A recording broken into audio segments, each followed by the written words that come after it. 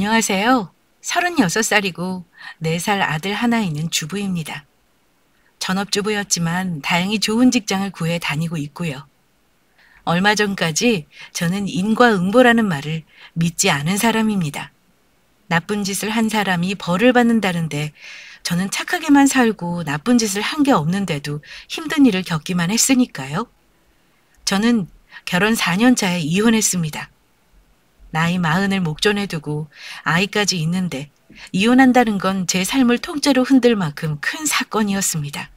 그만큼 결심하기 쉽지 않기도 했고요. 이혼 그까짓 거 하고 나면 별거 아니라고 하지만 그 별거 아닌 과정이 만만치 않은 건 사실이었습니다. 여자들이 집에서 아이 키우고 살림하며 살다 보면 점점 세상과 단절되고 위축되고 끝내는 자존감이 낮아지기도 하잖아요. 그러다 보니 남편이 아무리 믿고 싫어도 울며 겨자 먹기로 경제적 문제 때문에 참고 사는 경우도 허다한 게 사실이고요. 지금은 모든 게 정리되고 이렇게 사연을 남 얘기하듯 보낼 수 있을 정도로 여유가 생겼나 봅니다. 이혼하는 사정이야 각양각색이지만 저 같은 경우 제 스스로 등골 브레이커를 자초하다 나중에 가서 정신 차리고 복수한 경우라 이혼 과정도 참 파란만장합니다. 게다가 저는 작년에 사랑하는 엄마를 하늘로 보내드렸습니다. 엄마가 돌아가시면서 제게 한 말씀을 저는 항상 가슴에 새기며 살고 있습니다. 미니야, 인생이라는 게 참 긴 것 같지만 지나고 보니 긴 것만은 아니더라. 엄마는 네가 남은 삶을 너무 아이한테만 매달리지 않았으면 좋겠어. 아직 나이도 젊고 이쁜데 네 인생 즐기면서 살아라. 남자 때문에 마음고생 많이 했으니까 누구 다시 만나보라는 말은 못하겠구나. 네가 네 자신을 사랑해주는 게 제일 중요한 거 알지? 옆에서 더 돌봐주고 싶은데 엄마가 미안하구나.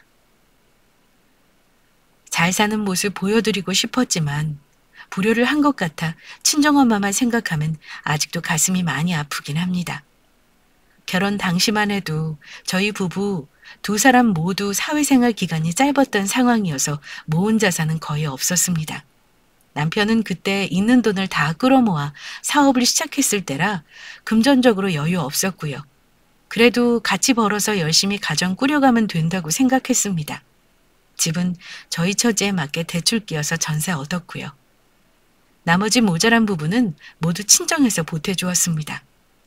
가전과 가구 등 혼수 또한 친정에서 해줬습니다.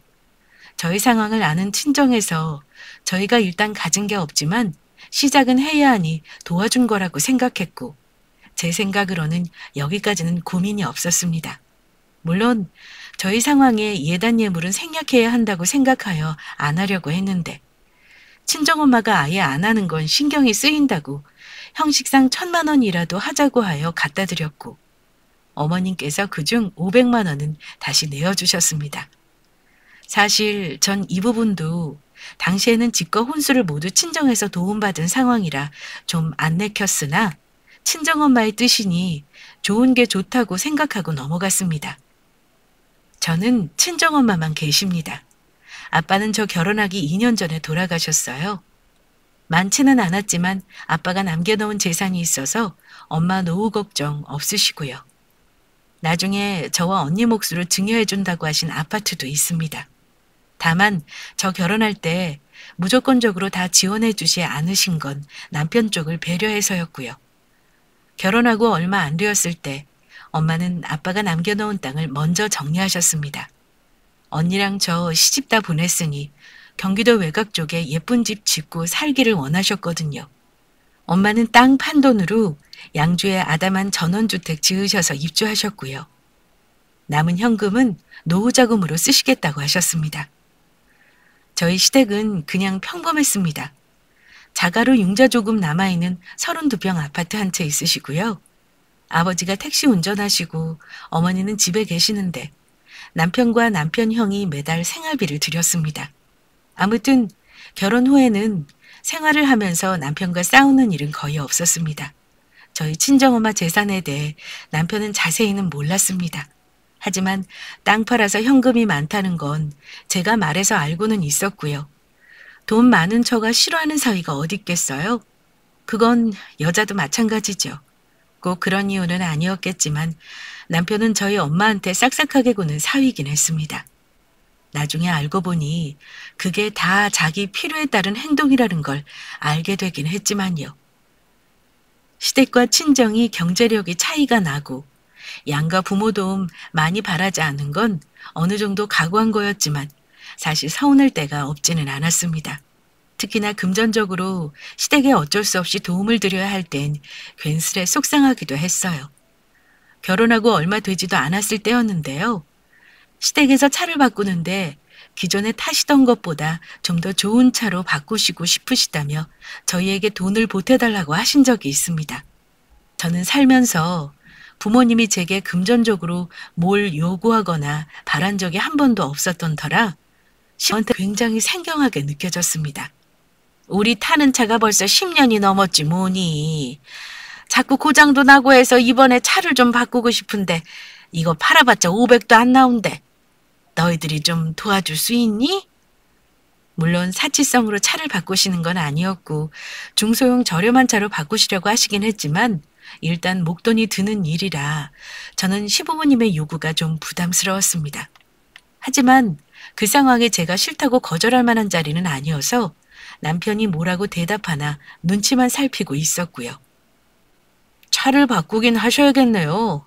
중고차 파는 거는 제가 알아볼게요, 엄마. 차 한번 보러 가실래요? 다음 주 주말에 같이 가면 되겠네요. 그럴까?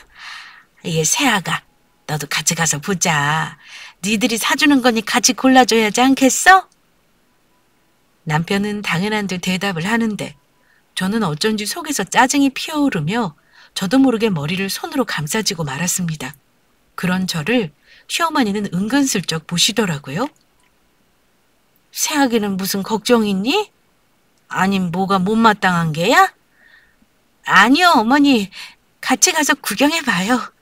우리 부부가 갖고 있는 돈은 사실 결혼 때 친정에서 시작을 도와준 덕에 그나마 모아놓은 것이고 대출도 있으며 이제 조금씩 모아가는 시점이었는데 목돈이 나갈 일이 생겨버리니 기운이 빠지더군요. 물론 따지자면 남편이 돈을 많이 벌기에 시부모님 입장에서는 받을 수 있다고 생각하셨던 것 같습니다. 결혼하고 명절이나 어버이날이 되면 용돈으로 양가 부모님께 모두 드렸는데 친정엄마는 저희가 50만 원을 드리면 100만 원을, 30만 원을 드리면 50만 원으로 돌려주시면서 이러십니다. 이서방 사업 힘들다며? 네가 무슨 돈이 있다고 이렇게 엄마까지 많이 챙겨주고 그래. 엄마는 괜찮으니까 이거 도로 넣어놔. 엄마, 매달 용돈 드리는 것도 아닌 게 자식 노릇도 못하게 할 거야? 걱정 말고 이건 엄마 친구분들하고 식사 함께 사 잡숴요. 제가 거절하고 다시 돌려드려도 엄마는 어떻게든 가방에 몰래 넣어놓거나 계좌이체를 해주시며 맛있는 거 잘 챙겨 먹으라고 제게 돌려주십니다. 제 생일과 남편 생일 때도 축하한다며 항상 돈을 보내주시면서 맛있는 거 먹으라고 하시고요.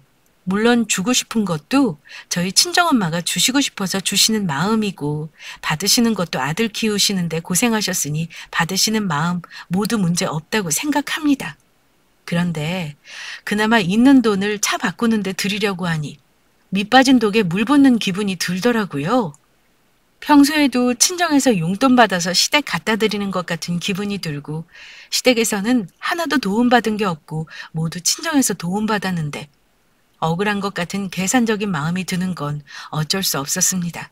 돈 문제는 아무래도 예민하고 자존심을 건드는 문제가 될 수 있어서 남편한테 속 시원하게 터놓고 말은 못하고 조심스럽게 돌려서 말을 했었죠. 여보, 우리도 이제 막 목돈을 모아야 하는데 덜컥 차 사는 게 모은 돈 전부 다 드리는 건 아닌 것 같아. 내가 말씀드리기도 참 어렵고 그러네. 당신 생각은 어때? 당신이 정 그럼 부담 가지 않는 선에서 보태드리지 뭐. 한 1,000만 원 정도면 괜찮은 거지? 남편과 상의한 끝에 그 정도 금액으로 합의를 받지만 썩 내키지는 않았습니다. 무엇보다 앞으로도 시댁에서 금전적인 요구가 계속될 것 같다는 예감에 숨이 막힌 게 사실입니다. 우리는 아들이 둘이나 있으니 보험을 아주 든든하게 들어놓은 거나 마찬가지지 뭐니? 다른 사람들 저축 하나 안 부럽다. 따박따박 들어오는 월급처럼 니들한테 돈 받아 쓰는 게 제일로 편해. 시댁에 갈 때마다 아버님, 어머님과 대화할 때면 장난식으로 말씀하시긴 하지만 용돈이나 물질적으로 자식들에게 받는 걸 바라시고 저희 친정엄마는 도와주시려고만 하는 게 너무 불공평하다고 느껴지는 게 제 솔직한 심정이었습니다. 게다가 남편 사업이 초반이라 그때는 늘 금전적으로 조마조마했습니다. 저는 혹시 모를 때를 대비해 돈을 모으는 거에 강박이 있을 정도였고요. 아이를 가지고 집에서 쉬게 되면서부터는 저한테 쓰는 것까지 쥐어짜듯 아끼며 살았습니다. 남편은 늘 하는 일이 바빴습니다. 원래 바깥일은 저에게 잘 말하지 않는 사람이었는데 그 즈음에는 일이 뭐가 안 풀리는지 얼굴이 늘 어두워 보였습니다. 몇 날 며칠 집에서 말도 잘 안 하고 나가서 담배만 피워대길래 답답해서 제가 먼저 물었던 적이 있었습니다. 당신 무슨 안 좋은 일 있어? 혼자만 끙끙대지 말고 나한테 말해보지 그래? 제가 캐묻자 남편은 낙담하듯 털어놨습니다. 자금 회전이 안 좋아서 그렇지 뭐. 수표 발행한 건 많고 돈은 없으니 발행한 날짜 다가오면 숨이 막힐 지경이야. 직원들을 내보내서 인건비를 줄여야 할지 고민이네. 그렇다고 일하는 직원을 잘라버릴 순 없는 거지. 대체 얼마나 힘들길래 그래? 글쎄 한 1억 5천 정도 되려나 봐. 하루하루가 아주 피가 말라 죽겠다. 우리 집이라도 전세 내놔버리고 월세 살고 싶은 심정이야. 얼마 안 있으면 아기도 태어나는데 그런 말을 왜 해? 그럼 나는 어쩌라고? 방법을 찾아봐야지, 어? 남편은 운영하는 사업이 작업난을 겪으면서 많이 힘든 듯 했습니다. 제가 모은 돈 이래봤자 결혼 때 쓰고 남은 거라 택도 없는 수준이었고요. 저 역시 남편이 금전적으로 힘들다고 하면 불안한 마음이 들었습니다. 일을 쉬고 있는 상황에서 생활비며 뭐며 남편에게 전부 의지하고 있는 상황이었거든요. 한 달이 넘게 돈을 빌리러 동분서주하는 남편을 보는데 물론 친정엄마에게 돈 빌릴 생각을 안 한 건 아닙니다. 그래도 남편 사업으로 친정엄마에게 손을 벌리는 게 영 면이 서지 않았습니다. 그런데 제가 말을 꺼내기도 전에 남편이 어지간히 똥줄이 탔는지 제게 이러는 겁니다. 여보, 이달 말까지 막아야 하는 어음이 있는데 진짜 더 이상 빌릴 곳이 없어. 이거 안 막으면 부도나는 거지. 내가 이런 부탁까지는 안 하려고 했는데 혹시 장모님한테 돈 좀 빌릴 수 없을까? 장모님은 현금 여유 있으시다며. 당신이 오케이 하면 가져가서 말씀드려볼까 하는데 어때? 저는 대답 대신 길게 한숨을 내쉬고 말했습니다. 당신 부모님도 이 사실을 알고 계셔? 도와줄 수 있는 형편이 조금도 안 되는 거지. 당신도 잘 알잖아. 말해봤자 걱정만 끼쳐드리는 거지 뭐. 결국 우리 부부는 엄마에게 찾아가 돈 빌려달라는 아쉬운 소리를 해야만 했습니다.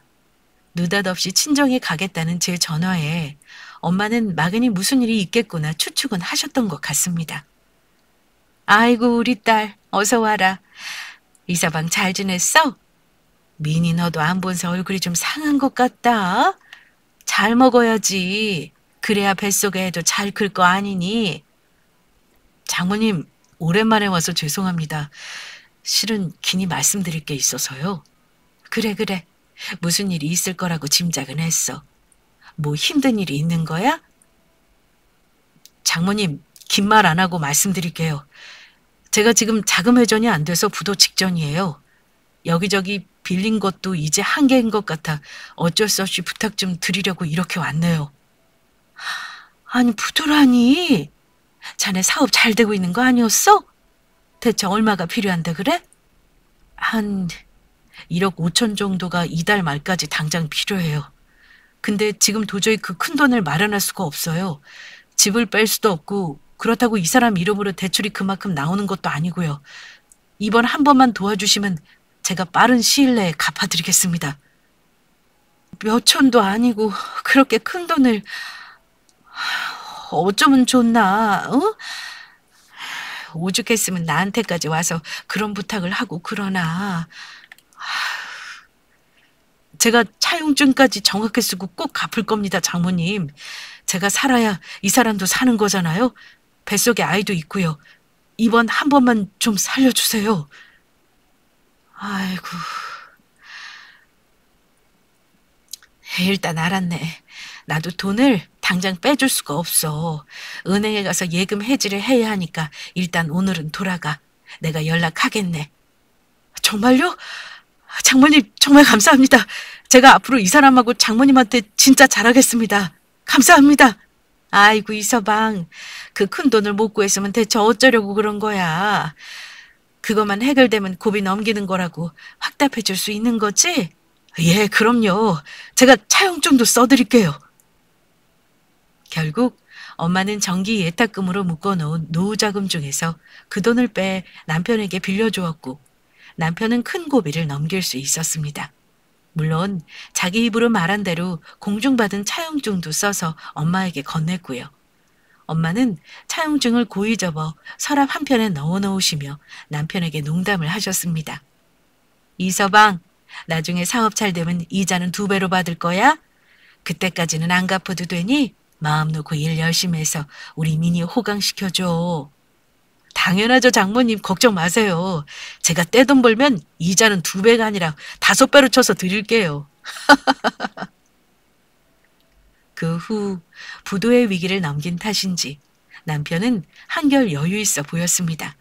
마침 계약건도 늘고 자금 흐름이 원활해지면서 사업도 안정궤도에 들어서는 듯 했고요.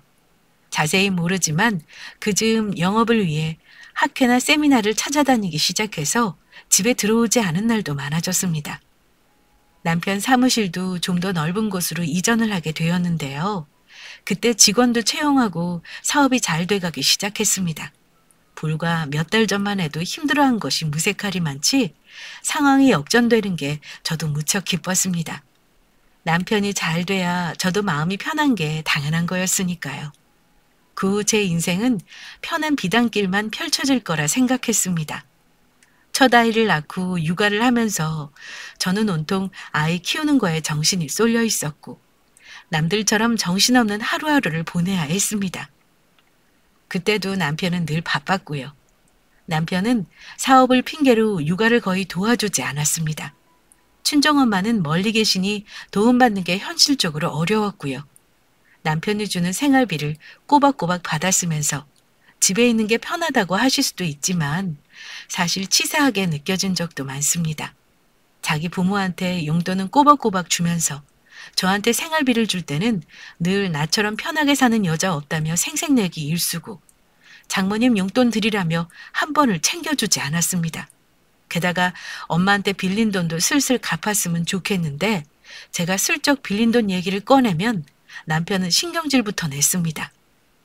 내가 설마 당신 엄마 돈 떼어먹을까 봐 자꾸 재촉하는 거야? 당신 생활비에 우리 엄마 용돈에 나도 힘들어. 지금 사업 잘 되고 있으니까 내년부터는 나도 조금씩 갚아드릴 거야. 그러니까 자꾸 나한테 빚 갚으라고 하지 마. 이런 식으로 나오니 친정엄마한테 늘 죄송한 마음이었습니다. 그래서 언젠가는 저도 일을 해서 내 돈을 벌어야겠다는 생각은 하고 있었고요.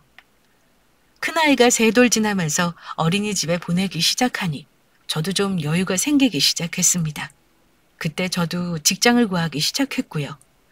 물론 애 키우며 일하는 거 쉽지 않은 거 알지만 남들도 다 종종거리면서 그렇게 살잖아요. 저라고 못할 거 뭐 있겠습니까? 다행히 구직 3개월 만에 제 경력을 살려 일할 수 있는 직장을 구했습니다. 남편 역시 제가 집에만 있는 것보다 나가서 돈 버는 걸 좋아라 했죠. 바쁘지만 평범한 삶이었다고 생각했는데요. 그 해가 저한테는 애군이 많이 낀 해였는지 이상하게 나쁜 일들이 순서대로 일어나기 시작했습니다. 처음 시작은 생각지도 못하게 친정엄마가 암 선고를 받으신 겁니다. 왜 옛날 분들은 아픈 데가 있으면 무조건 참는 건지 모르겠습니다. 그러면서 병을 키운다는 걸 모르고요. 제게 말도 안 하고 혼자서 병원에 다녀오신 엄마는 결과를 받아들고 나서야 할 말이 있다며 저를 보자고 하셨습니다. 엄마 목소리를 듣고 이상하게 불안을 느낀 저는 아이를 데리고 급히 엄마 집에 갔고요. 엄마는 담담하게 말하는데 저는 너무 큰 충격을 받았습니다. 미니야, 놀라지 말고 잘 들어. 엄마 난소암이래. 엄마 오래 못 산단다. 전이까지 돼서 수술도 못 한다는데 엄마 아픈 건 괜찮은데 너희들 힘들어할까봐 엄마는 그게 걱정이야. 저는 엉엉 울면서 엄마에게 말했습니다. 엄마, 걱정 마. 요즘 암이 무슨 병이야? 내가 엄마 어떻게든 낫게 할 거니까 엄마는 나을 생각만 해. 내 앞에서 죽는다는 소리 하지 마라. 알았지? 아휴, 엄마도 오래오래 살고 싶지만 그게 마음대로 되는 게 아니잖아. 순리대로 받아들여야지. 어쩌겠니? 저는 엄마를 시골에 놔둘 수 없어 일단 서울의 큰 병원으로 전원을 하기로 결심했습니다. 엄마와 앞으로 투병 계획을 상의하고 남편에게도 소식을 알렸죠. 언니는 전주에 사니 사정상 엄마를 데리고 병원에 다닐 수 있는 형편이 아니었습니다. 그래서 저희 집에 엄마를 당분간 모시고 병원에 다니며 항암을 할 계획이었습니다. 내려간 김에 엄마를 모시고 올까 했지만 엄마가 집 정리할 시간이 필요하다고 해서 일단은 그냥 올라왔고요. 엄마 상태를 얘기했는데 그날따라 남편은 제 말을 듣는 둥 마는 둥 하는 듯 했습니다. 여보, 대체 무슨 생각을 하는 거야? 우리 엄마 많이 아프셔서 오래 못 사신다고. 내 말 듣고 있는 거야? 듣고 있어. 그래서 장모님은 어쩌신데? 어쩌긴. 하는 데까지 해봐야 하는 거 당연한 거 아니야? 큰 병원으로 옮겨서 치료해야지. 내가 엄마 우리 집으로 모시고 와서 돌봐드려야 할 것 같아. 뭐? 장모님을 우리 집에서? 당신은 나하고 상의도 없이 그런 결정을 하면 어쩌자는 거야? 엄마가 여기 사시는 것도 아니고 병원에 검사받고 치료하는 동안만 모시는 건데 그게 당신 허락까지 받을 일이야? 당연한 거 아니냐고. 그건 당신 생각이지. 집에 늦게 들어와서 편하게 쉬고 싶은데 그러지도 못할 거 아니야. 나는 단 며칠이라도 불편해. 당신 엄마를 굳이 왜 우리 집에 모셔야 해? 당신이 모시고 왔다 갔다 하면 될 거 아니야. 당신 그걸 말이라고 해? 2시간 넘는 거리를 내가 무슨 수로 왔다 갔다 하냐고. 그럼 당신 우리 엄마한테 빌린 돈 내놓던지. 급한 대로 오피스텔이라도 얻어드리게. 뭐? 결국 그거네. 나한테 돈 빌려줬다고 지금 유세 떠는 거야? 유세? 당신 무슨 말을 그렇게 해? 급할 때는 간쓸게 다 빼줄 것처럼 우리 엄마한테 돈 달라 그러더니 우리 엄마 아파서 얼마 살지도 못한다는데 우리 집에 계시는 게 그렇게 싫어? 정말 실망이다. 당신이 뭐라고 하든 상관없어. 꼴 보기 싫으면 당신이 집에 안 들어오면 그만인 거야. 내 맘대로 할 거니까 상관하지 말고 집에 들어오든지 말든지 마음대로 해. 그리고 다음 달부터 당장 우리 엄마 돈 나눠서 갚아줘. 당신 충분히 갚을 능력 되는데 미루고 있는 거 내가 모를 줄 알아? 저는 남편에게 너무나 실망스러웠습니다. 저렇게 나오는 건 전혀 생각지도 못했고요. 그런데 웃긴 게 남편은 제가 들어오지 말라는 말에 정말로 집에 띄엄띄엄 들어오기 시작했습니다. 하지만 엄마 문제가 더 급했던 저는 일단 엄마를 집으로 모시고 와서 병원에 모시고 다니느라 다른 데 신경 쓸 겨를이 없었습니다. 직장에 다닌 지 얼마 되지 않은 시점이라 일하면서 엄마를 돌봐야 했기에 많이 힘들었습니다. 저는 어떻게든 엄마가 수술이라도 받을 수 있길 바랬죠. 그런데 병원에서는 엄마 상태가 안 좋다면서 이대로라면 여명이 6개월에서 많이 버텨봤자 1년이라며 힘든 치료보다는 통증 조절이나 완화의 목적을 두고 요양하기를 권했습니다. 엄마도 불필요한 치료로 몸이 힘든 걸 더 이상 원치 않으셨고요. 엄마만 생각하면 너무 슬픈데 또 생활을 안 할 수는 없잖아요. 눈앞에 닥친 살림과 아이 육아에 또 일에 치인 저는 몸이 10개라도 모자랄 지경이었는데 남편 놈은 바쁘다는 핑계로 집에 잘 안 들어오거나 시댁에서 자고 온다는 날이 거의 대부분이었습니다. 낮에 문자를 하면 답장은 하는데 저녁만 되면 남편은 문자도 답을 안 하고 전화해도 안 받기도 했습니다. 근데 저는 남편이 저와 틀어지긴 했어도 다른 미심쩍은 생각은 하지 않았어요. 연애 때도 그렇고 이제껏 봐온 남편의 모습 중에 여자에 대해 의심하거나 걱정시킨 적이 없었기에 그냥 뭔가 확인해 볼 생각도 안 하고 넘어갔죠. 그런데 친정엄마가 요양병원에 입원하고 나서도 집에 잘 안 들어오는 기간이 계속 이어지더군요. 심지어 주말에도요. 그러다가 충격적인 사실을 우연히 알게 되었습니다. 우연히 확인한 블랙박스 영상에서 여자를 태우고 다정한 대화를 나누는 장면을 발견한 거죠. 처음에는 데리고 있는 여직원인 줄 알았습니다. 그런데 대화 내용은 절대 사장과 직원이 할 수 있는 내용이 아니었어요. 너를 만난 게 선물이라는 둥, 내가 1년만 어렸어도 너랑 8년을 만났다는 둥, 너에게 더 믿음을 주고 싶다는 둥. 저는 그때 남편이 외박을 하거나 주말에 세미나니 학회니 간다고 한 것이 모두 그 내연녀와 놀아나느라 그랬다는 걸 알게 되었습니다. 생각지도 못했던 남편의 더러운 면모를 마주하자 오히려 차분하고 냉정하게 앞날을 계획하게 되더라고요. 그것만으로 남편을 추궁한다면 분명 잡아댈 것이 뻔했기에 저는 조용히 증거를 더 모으리라 마음을 먹었죠.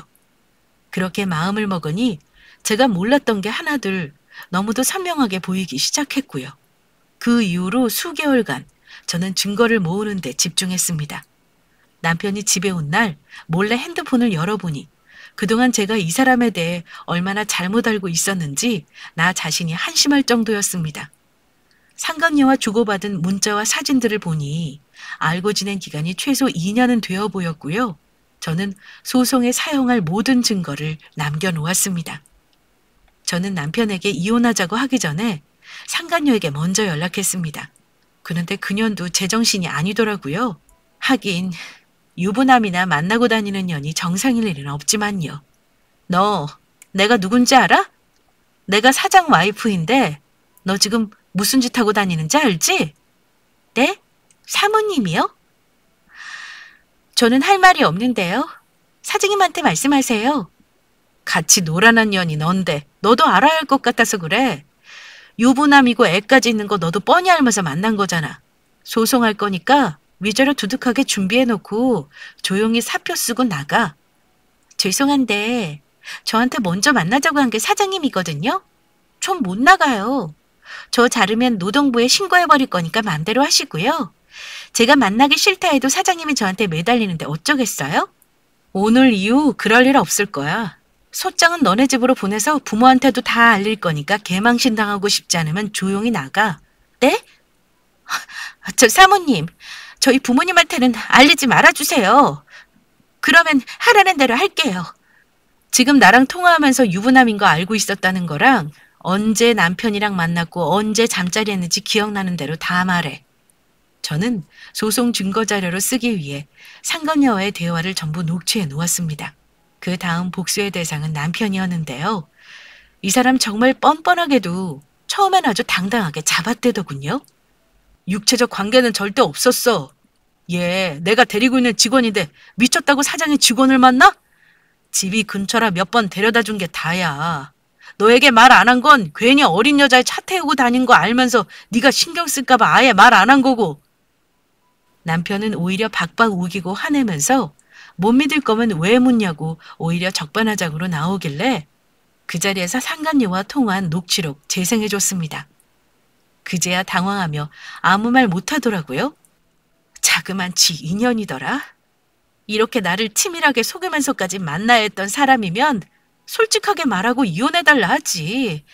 뭘 이렇게 사람을 바보로 만들고 비참하게 해. 그동안 나한테 바쁘다고 거짓말하면서 그년 만나러 다니니 좋았어? 이제 이혼해 줄 테니까 실컷 만나. 아예 데리고 살지 그래? 아, 그전에 돈 마련해놔라. 우리 엄마 돈 일시불로 내놔. 그리고 집 뺄 거니까 당신은 이 집에서 나가. 앞으로 우리 시원이 볼 생각도 하지 말고. 그러자 갑자기 남편은 무릎까지 꿇으며 아, 여보, 내가 잘못했어. 어차피 지금은 만나지도 않아. 내가 다 하라는 대로 할 테니까 제발 이혼만은 하지 말아줘. 우리 애도 생각해야지. 당신 아빠 없이 애 키울 생각이야? 당신 없이도 이제까지 나 혼자 잘만 키웠어. 우리 엄마 아픈데 신경도 안 쓸 때부터 이상하더라니. 그년한테 홀려있느라 딴 건 아무것도 안 보인 거지? 어떻게 그렇게 치밀하고 교활하게 나를 속일 수가 있어? 당장 이 집에서 나가라! 아이가 방에서 우는 소리가 나서 그제야 우리는 겨우 싸움을 멈추고 남편을 내쫓아 버렸습니다. 친정엄마에게는 차마 이런 속상한 얘기를 할 수가 없었고요. 그날 이후 모든 증거를 가지고 변호사 선임했고 상간녀 소송 바로 진행했습니다. 남편이랑 쓰레기랑은 상간녀 소송과 별개로 조정이혼을 진행했어요. 그 몰상식한 상간녀는 저랑 통화할 때 가족에게 알리지 말아달라고 사정했었는데 알고 보니 그 미친 상간녀 엄마는 지 딸이 유부남 만나는 거 알고 있었더라고요. 어지간히 콩가루 집안인 게 심지어 유부남 만나는 딸한테 돈으로 한몫 챙기라고까지 했다네요. 이건 남편 사업장에 있는 다른 직원에게 들었습니다. 심지어 상간녀 엄마가 제가 보낸 소장을 받고 뭐가 열받았는지 쓰레기 같은 남편 회사로 찾아와서 직원들 다 있는데 지랄을 했다고 합니다. 당신이야? 순진한 우리 딸 꼬드겨서 실컷 때리고 놀더니 단물 다 빨아먹고 버렸다며? 내가 가만히 있을 줄 알아? 당신 마누라가 우리 딸한테 소송 걸었더라. 나는 위자료 한 푼도 못 줘. 당신 내가 얼굴 못 들게 다니게 해줘봐. 그거 무서우면 당장 우리한테 피해 보상금 내놔. 그 미친 상간녀의 엄마는 남편 놈이 얼굴 못 들고 다니게 해주겠다고 돈까지 요구를 했다고 하더라고요. 누가 누구 얼굴을 못 들고 다니게 하겠다는 건지, 머리가 얼마나 나쁘고 몰상식하면 저런 사고를 할 수 있는 건지 그 사고방식이 참 신기했습니다. 그리고 저 대신 남편에게 지랄해줘서 오히려 고맙기까지 했고요. 사람이 저렇게 더럽게 미칠 수도 있는 거구나. 저런 미친 연놈들도 있구나를 깨달았던 순간이었죠. 그 이후 남편이 돈으로 무마했는지 어쨌는지는 잘 모르겠습니다. 아무튼 상간녀 소송은 법원에서 조정기일을 잡아줬지만 전 확실한 증거가 있었기 때문에 애초부터 조정 합의 따위는 생각하지 않아서 조정 거부했고 판결문까지 갔어요. 결론만 말하자면 긴 시간이었지만 승소했고요. 위자료 1,500까지 받아냈습니다. 상간녀 소송 판결문도 받았지만 그래도 속이 후련하지 못하더라고요. 그 연놈들 신상을 다 까발려서 세상에 고개 못 들게 다니게 하고 싶은 심정이었고요. 뒤로 넘어져도 뒤통수는 물론이고 코도 깨졌으면 좋겠고 비 오는 날 우산 쓰고 가다가 벼락 맞았으면 좋겠고 사사건건 모든 일이 잘못돼서 패가망신했으면 하는 심정이었습니다. 그녀는 남편 사업장에서 나오긴 했지만 언젠가 다른 직장을 구해 들어가겠죠? 저는 그때마다 그년이 어떤 년인지 다 까발려주는 식으로 회방 놓을 생각입니다. 명예훼손이고 뭐고 그까짓 거 벌금 한 번 내고 말죠. 어떻게든 사회생활 못하게 만들어주려고요.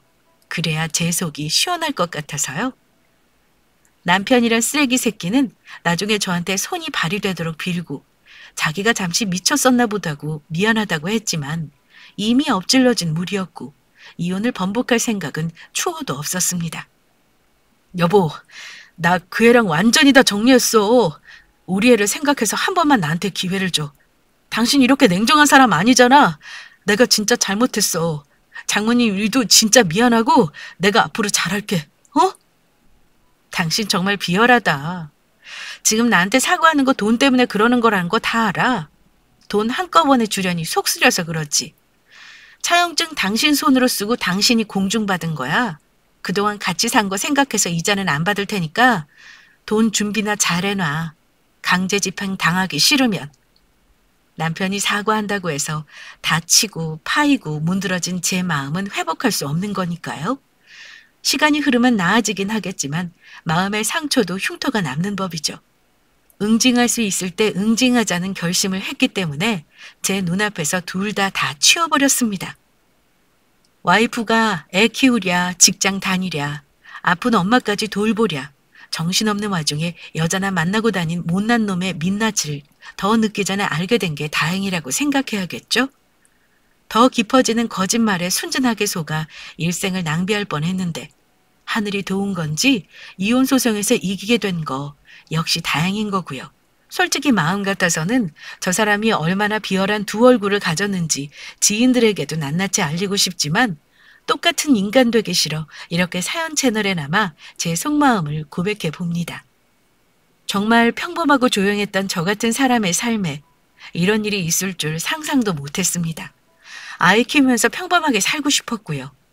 내 생에 가장 가까운 사람에게 가장 큰 배신을 당하고 나니까 이혼 마무리되고 나서도 한동안 정신 없더라고요. 1년이 넘는 소송 끝에 저는 결혼할 때 전세 보증금을 보탠 제 돈과 엄마에게 빌려간 돈 모두 받아냈습니다. 3년 넘는 결혼 생활 위자료로 2천 받았고요. 매달 양육비로 100만 원씩 받는 걸로 마무리되었습니다. 하필 그 시점에 코로나가 터지면서 남편 놈 사업체가 휘청거린다는 말을 듣긴 했습니다. 그런데 저한테 목돈을 줘야 했으니 그 돈이 되게 아쉬웠겠죠. 돈이 없다는 핑계로 자꾸 미루길래 판결문 가지고 가압류까지 해버렸습니다. 남편 회사 차랑 남편 계좌까지 전부 다요. 그랬더니 있는 돈 없는 돈 긁어주긴 하더라고요. 돈 받는 과정 정말 더럽고 치사했지만 요즘은 판결대로 안 주면 감옥에도 보낼 수 있다더라고요.